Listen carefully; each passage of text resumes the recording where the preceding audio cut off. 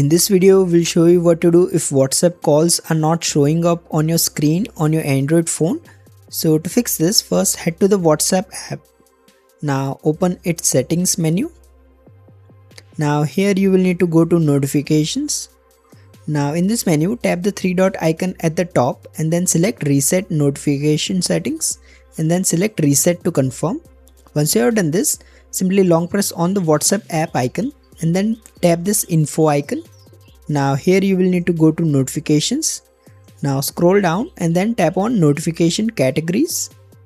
Now in this menu, you will need to scroll down and you will see this call notification option. Make sure this is enabled. Additionally, make sure you have set it to alert and you have allowed it to show a pop-up.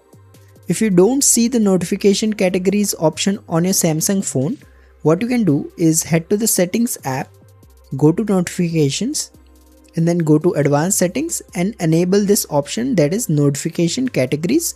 Once you do this, you should be able to access the notification categories option and enable the call notifications. If you find this video useful, please don't forget to like and subscribe to Glitch Snitch.